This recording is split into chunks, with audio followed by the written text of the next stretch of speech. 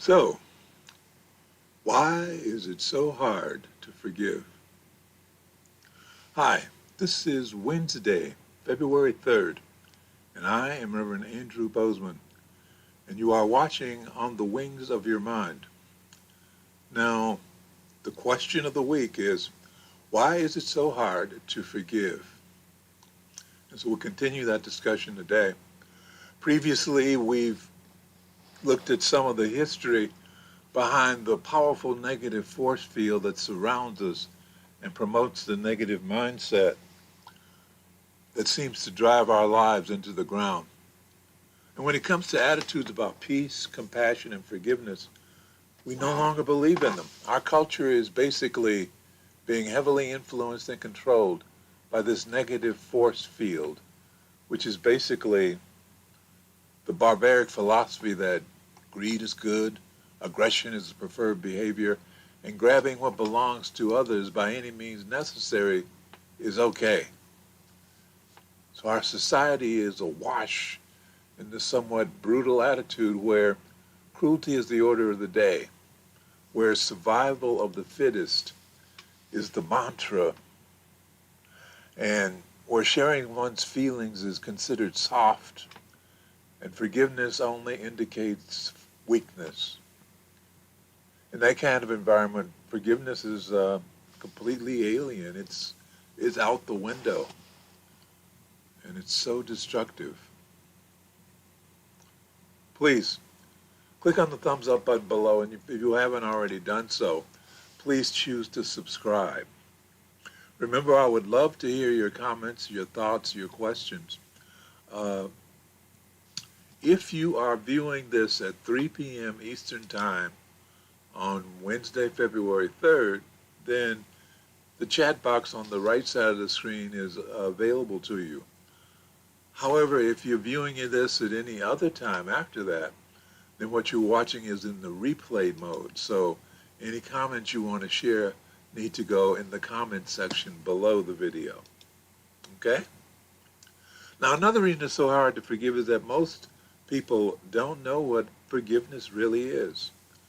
Too many people feel that by forgiving someone, you're telling that other person that what they did was okay, that you're condoning it. Since it was okay, you're all going to forget all about it and won't hold it against them. Hey, that is not what forgiveness is about. Another belief people have about forgiveness is that forgiveness must be a feeling. They're waiting for that special feeling of overwhelming love to come over them so that you can then magnanimously bestow their forgiveness onto the offensive soul who did them wrong. Forgiveness doesn't happen that way either. But there are others who believe forgiveness is pretending that you were not hurt in the first place. What was done to you didn't matter, which is understandable when you're thinking about the influence of the negative force field we're living under, the one that puts down feelings, the one that devalues feelings and sensitivity. So expressing your feelings is a sign of not being strong, of being less than perfect. So instead, there's this prevailing belief that putting on a brave, unshakable face is in essence forgiving the act that injured you because it didn't really have any effect at all. Wrong. Another perception is that forgiveness opens the door for a return trip. This belief is that by forgiving someone, you're reconciling. It's a reconciliation, and it reopens the door to trust and intimacy. It's the perception that forgiving is saying to the other person, what you did may have been devastating to me, but I'm going to forget about it and give you another chance with all the rights and privileges that you had before. That is emotional suicide. Forgiveness is not transactional. It's not part of a bargaining trade where if the offender says, I'm sorry, then he's going to be forgiven. That's right. Say you're sorry and I'll forgive you. Say you're sorry and I'll forgive you. Hey, That's not forgiving. That's bargaining. So there you are. Those who believe forgiveness must happen immediately. Oh, yes, those. Those who believe that forgiveness must happen immediately because it's the right thing to do. Well, forgiveness doesn't always happen right away. Quite often, forgiveness takes time to get to. Instant forgiveness may not be the right thing to do. It may be fooling yourself. And some even feel that if you forgive someone, you're giving them permission to do it again without any fear of consequences. It's relieving them of the responsibility to make things right. In this understanding of forgiveness, there's a sense that the person being forgiveness is getting away with something. So they withhold forgiveness. They withhold forgiveness so you don't get away with something. They withhold forgiveness because that person must be held accountable. That person must be properly punished. Only after they're properly punished do they deserve forgiveness. Again, this is not what forgiveness is about. Not at all. Okay. We've covered several things that forgiveness is not. The next logical question is, so what is forgiveness? Good question. I thought you'd never ask. Of course, I'm kidding. First of all, it's critical that you understand that forgiveness does not, and I am going to repeat that, forgiveness does not actually involve more than one person. Forgiveness does not involve more than one person. Forgiveness is not for the other guy. Forgiveness is for you. Forgiveness is for you. Despite all the hype about it, despite preaching about the importance of it, despite the different interpretations of what forgiveness is and is not, despite all that, the truth of the matter is forgiveness is for you and you alone. Forgiveness is for you and you alone. Unforgiveness events. Hold on, let me show you something. Unforgiveness events are like hooks to pull you off your path.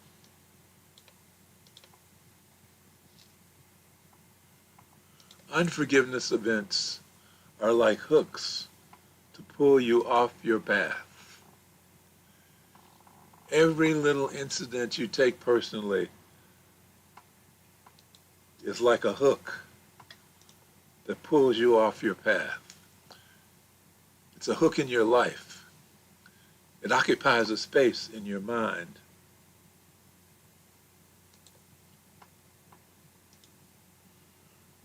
It grabs hold of your memory. It latches on to your emotions.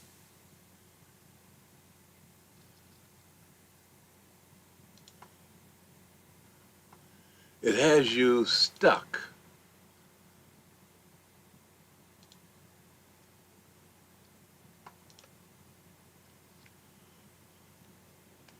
It has you stuck until you can release it. It has you stuck, and you will not move forward until you have released it. And how do you release it? You release it through forgiveness. You release it by letting go of the pain, the resentment, the blame, the shame. Inner healing, that's what it is. That's what forgiveness is. It has nothing to do with the other person. It only has to do with you. What happened to you is all about you. Whatever it is that is upsetting your mental equilibrium, it is key that you release it. If you can't release it, you're stuck with it. You're stuck with it. Whatever is irritating you, you're stuck with it. And it's causing your body to pump out too much adrenaline, no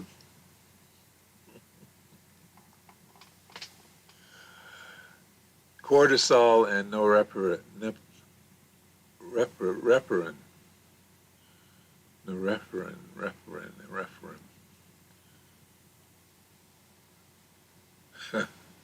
It's a chemical, and for some reason I can't pronounce it today. So what do those chemicals do?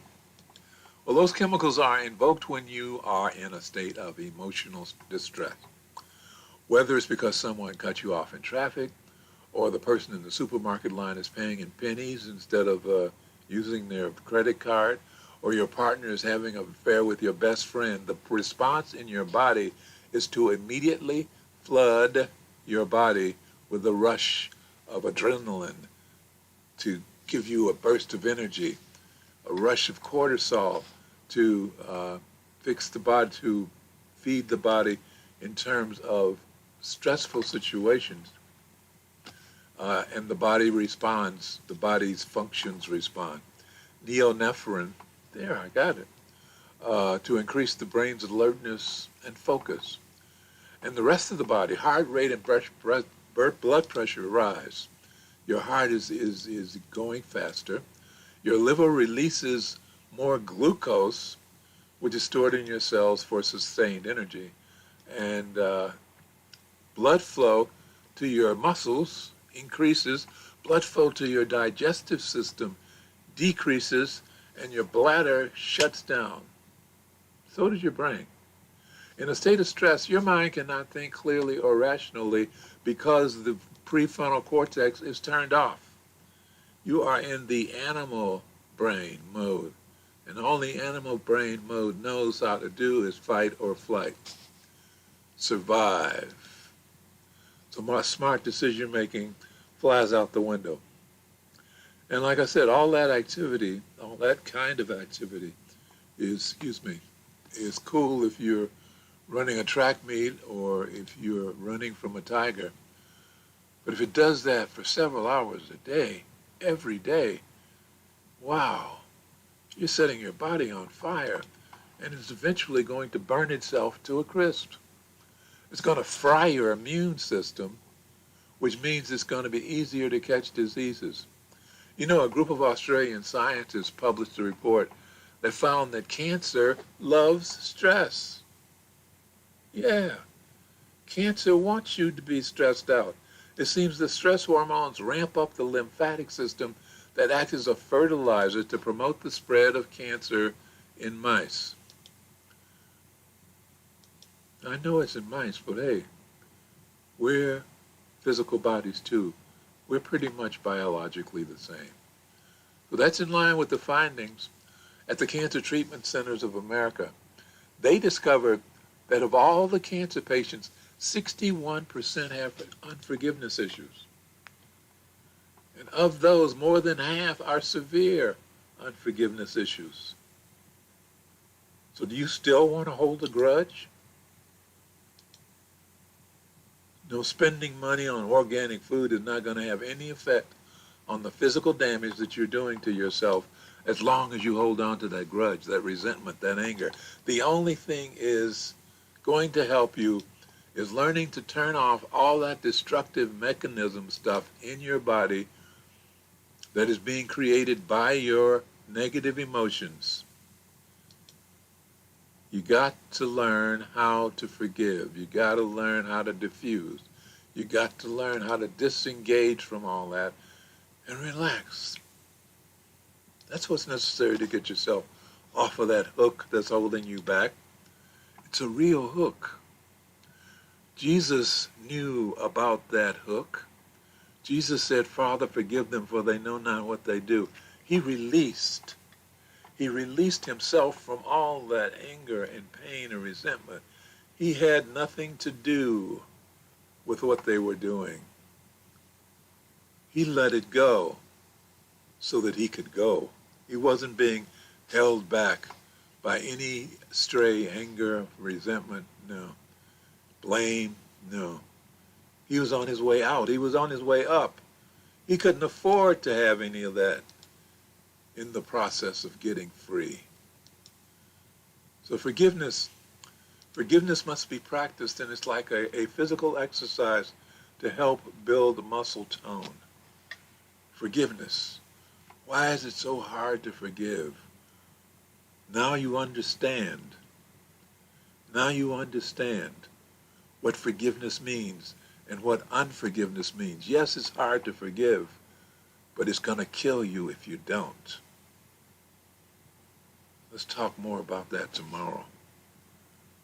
Let's close with prayer.